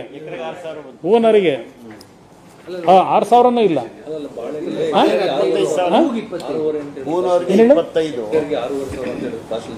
ಹೆಕ್ಟರ್ಗೆ 6,500, 2,500 ಸಿಗುತ್ತೆ. ಅದಕ್ಕೆ ಹೋಗಿ ನೋಡಿ, ಈಗ ನಾವೇ ಈಗ ಸರ್ಕಾರ ಏನು ಮಾಡದೇ ಇದ್ರೆ ಈಗ ಅದಕ್ಕಿನ್ನೊಂದು ನಾವು ತಲೆ ಮೇಲೆ ಎಳ್ಕೋಬೇಕಾಗಿದೆ. ಅದಕ್ಕೆ ಹೋಗ್ತಾ ಇದ್ದೀವಿ. ಇದೆಲ್ಲ ಕನ್ನಡ ಇಂಗ್ಲೀಷ್ ಎರಡು ಒಂದು ಕಾಪಿ ಕೊಟ್ಬಿಡಿ. 20 ಲಕ್ಷ ಕೊಟ್ಟಿದ್ದಾ? 20 ಕೊಟ್ಟಿದ್ದಾ? ಇದೊಂದು ಕಾಪಿ ತರಿಸೋದು, ಇದೊಂದು 20 ಕಾಪಿ. ಇದು ಕೊಡಿ. ಅವರೆಲ್ಲ ನಿನ್ನೆ ಒಂದು 20 ಜನ ಬಂದರು. ಆಟೋ ಅಸೋಸಿಯೇಷನ್ ಅವರು, ಆಟೋ ಅಸೋಸಿಯೇಷನ್ ಎಷ್ಟು ಕೋಪದಲ್ಲಿ ಮಾತಾಡ್ತಾರೆ ಅಂದರೆ, ಏನು ನಮ್ಗೆ ಇದಕ್ಕೊಂದು ನಮ್ಮ ಜೊತೆ ಆಟ ಆಡೋಕೆ ಒಂದು ಇತಿಮಿತಿ ಬೇಡವಾ ಅಂತ. ಪ್ರತಿ ಜಿಲ್ಲೆನಲ್ಲಿ 6,000 ರಿಂದ 10,000 ಇದ್ದಾರೆ ಆಟೋದವರು. ಇಲ್ಲಿ 2 ಲಕ್ಷ ಎಸ್. The hotel government doesn't give permission for hotel business. The CM has not permitted. What do you have to say? They're saying that no, what hotel association president expressed his views yesterday. I endorse it. They are requesting the government, whatever guidelines introduced by the central government, we will abide by that. According to central government direction only, we will start our activities. For that you give permission. But government has not given permission to hoteliers. For that reason, it is not possible for them to only preparing the food and parcel it. It will not work out to them. For that reason, they are demanding. would you also demand the government to give permission, sir? No, almost all, everything they have already given permission. Why they restricted hoteliers? keeping distance. They can give permission, according to me. But whatever permission they are giving, hoteliers also, they have to maintain whatever the direction given by the central government at this juncture. Covid ಸಂಬಂಧಪಟ್ಟ ಹಾಗೆ ಆರ್ಥಿಕ ಸಂಪರ್ಕವನ್ನು ಕ್ರೋಢೀಕರಣ ಮಾಡೋ ಕೆಲಸ CM ಮಾಡ್ತಾ ಇದ್ದಾರೆ. CM ಕೇರ್ಗೆ ಪರಿಹಾರ ನಿಧಿಗೆ ಎಲ್ಲ ಕಡೆಗೂ ದುಡ್ಡು ₹1 ಖರ್ಚು ಮಾಡಲಿಲ್ಲ, ಇಲ್ಲಿವರೆಗೆ ಖರ್ಚು ಮಾಡಿಲ್ಲ. ಅದಾದ್ರೆ ಈ ವಕ್ಫ್ ಬೋರ್ಡ್ ಇಂದ 50 ಲಕ್ಷ ರೂಪಾಯಿ ಕೊಡಬೇಕು ಅಂತ ತೀರ್ಮಾನ ಆಗಿದ್ದಕ್ಕೆ ಜಮೀರ್ ಅನ್ನೋದು ಆಕ್ಷೇಪ ವ್ಯಕ್ತಪಡಿಸಿದ್ದಾರೆ. ಆ ಅಮೌಂಟು ಯಾವುದೇ ಕಾರಣಕ್ಕೂ ಸಿಎಂ ಫಂಡ್ ಕೊಡಬೇಡಿ, ಬದಲಾಗಿ ಮುಸ್ಲಿಮರಿಗೆ ಬಳಕೆ ಆಗಲಿ ಅಂತಕ್ಕಂಥ ಅವರ ಅಬ್ಜೆಕ್ಷನ್ಸ್. ಇನ್ನೊಂದು ತನ್ವೀರ್ ಸೇಠ್ ಒಂದು 20 ಲಕ್ಷ ಕೊಟ್ಟಿದ್ದಾರೆ ಸುಲ್ತಾನ್ ವಕ್ಫ್ ಎಸ್ಟೇಟ್ ಇದೆ ಮೈಸೂರು ಕಡೆ, ಅದಕ್ಕೂ ಕೂಡ ಆಕ್ಷೇಪ ವ್ಯಕ್ತಪಡಿಸ್ತಾರೆ. What is reaction? ಈ ರೀತಿ ಪರಿಹಾರ ನಿಧಿಗೆ ಹಣ ಕೊಡೋದ್ರ ಬಗ್ಗೆ ಜಮೀರ್ ಎತ್ತಿರುವ ಆಕ್ಷೇಪ. ಇಲ್ಲಿ ಒಂದು ಸರ್ಕಾರಕ್ಕೆ ಪರಿಹಾರದ ರೂಪದಲ್ಲಿ ಯಾವುದೇ ಒಂದು ಸಂಸ್ಥೆಗಳು ಹಣ ಕೊಡ್ತಕ್ಕಂಥದ್ದೇನಿದೆ, ಆ ಹಣ ಕೊಡ್ತಕ್ಕಂಥದ್ದು ವಿರೋಧ ವ್ಯಕ್ತಪಡಿಸ್ತಕ್ಕಂಥದ್ದು ಅದು ಅತ್ಯಂತ ಬಾಲಿಶ ನನ್ನ ಅಭಿಪ್ರಾಯದಲ್ಲಿ. ಆ ರೀತಿ ಏನಾದರೂ ವಿರೋಧ ವ್ಯಕ್ತಪಡಿಸಿದರೆ ಯಾವುದೇ ಕಾರಣಕ್ಕೂ ಅದಕ್ಕೆ ಸಹಮತ ವ್ಯಕ್ತಪಡಿಸ್ಲಿಕ್ಕೆ ಆಗೋದಿಲ್ಲ. ಚೈಲ್ಡಿಶಾಗಿ ಬಿಹೇವ್ ಮಾಡಬಾರ್ದು ಯಾರೂ. ವಕ್ಫ್ ಬೋರ್ಡ್ ಹಣ ಅಂತಂದ್ರೆ ಅದೇನು ಅವ್ರದ್ದೇನು ವಕ್ಫ್ ಬೋರ್ಡಿಂದ ಹಣ ಈಗ ಕೇಂದ್ರ ರಾಜ್ಯ ಸರ್ಕಾರದಿಂದ ಎಷ್ಟು ಹಣ ಕೊಡೋದಿಲ್ಲ ನಾವು ಆ ಸಮಾಜದ ಅಭಿವೃದ್ಧಿಗೆ. ಪ್ರತಿ ವರ್ಷ 200 ಕೋಟಿ ದುಡ್ಡು ಕೊಡ್ತೀವಿ ನಾವು. ಮುಸ್ಲಿಂ ಕಮ್ಯುನಿಟಿ ವೆಲ್ಫೇರ್ ಇಡಬೇಕು ಅಂದರೆ ಅದರಲ್ಲಿ ಯಾವ್ಯಾವ ರೀತಿ ಇದು ಹಲವಾರು ರೀತಿ ಕಾನೂನು ಬಾಹಿರ ಚಟುವಟಿಕೆಗಳು ನಡೆಸಿ ಏನೇನಾಗಿದೆ, ಯಾರ್ಯಾರು ಎಷ್ಟೆಷ್ಟು ತಿನ್ಕೊಂಡು ಹೋಗಿರ್ತಾರೆ ಅಂಥದ್ರ ಬಗ್ಗೆ ಗಮನ ಹರಿಸಬೇಕು ಹೊರತು ಈ ಹಣ ಪರಿಹಾರ ನಿಧಿ ಕೇಳ್ತಕ್ಕಂಥದ್ದು ಸಾರ್ವಜನಿಕರಿಗೆ ಇವತ್ತು ನೆರವು ಕೊಡ್ತಕ್ಕಂಥದ್ದಕ್ಕೆ ಇದಕ್ಕೆ ವಿರೋಧ ಮಾಡೋದು ಅದೇನಪ್ಪ ಒಬ್ಬ ಜನಪ್ರತಿನಿಧಿಯ ಆ ರೀತಿಯ ಪ್ರತಿಕ್ರಿಯೆ ನಿಜಕ್ಕೂ ಯಾರಿಗೂ ಶೋಭೆ ತರೋದಿಲ್ಲ ನನ್ನ ಅಭಿಪ್ರಾಯದಲ್ಲಿ. ನೋಡೋಣ ಎಲ್ಲಾದರೂ ಉಂಟು. ಇಲ್ಲಿ ಜಾತಿ ಪ್ರಶ್ನೆ ಇಲ್ಲ. ಕೋವಿಡ್ ಏನು ಬರೀ ಜಾತಿ ನೋಡಿ ಬರುತ್ತಾ? ಯಾರೇ ಆಗಲಿ ಆ ಥರ ವಿರೋಧ ವ್ಯಕ್ತಪಡಿಸಬಾರ್ದು, ಯಾವುದೇ ಸಮಾಜಗಳಿರಲಿ.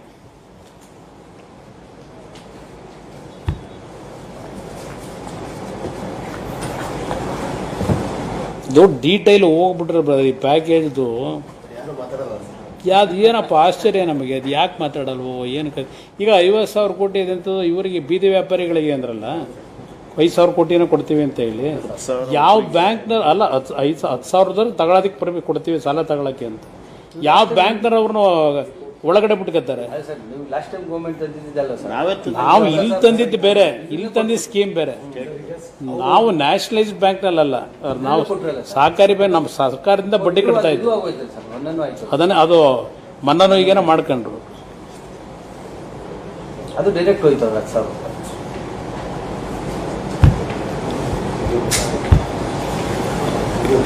ಸಾಲ ಕೊಡೋದೆಲ್ಲ ಫ್ರೀ ಆಗಿ ಕೊಡ್ಲಿಕ್ಕೆ ಕೇವಲ 10,000 ರೂಪಾಯಿ ಇದೆ. ಯಾವ ಬ್ಯಾಂಕ್ನವ್ರು ಯಾರು ಎಂಟೈನ್ಮೆಂಟ್ ಕೂಡ ಮಾಡ್ಯಾರ ಯಾರು ಅವರಿಗೆ? ಯಾರು ಯಾವ ಬ್ಯಾಂಕ್ ಹೋಗಕ್ಕಾಯ್ತದ ಅವರು? ಯಾರು ಕೊಡ್ತಾರೆ? ಆಮೇಲೆ ಅವ್ರು ಆಧಾರ್ ಕಾರ್ಡು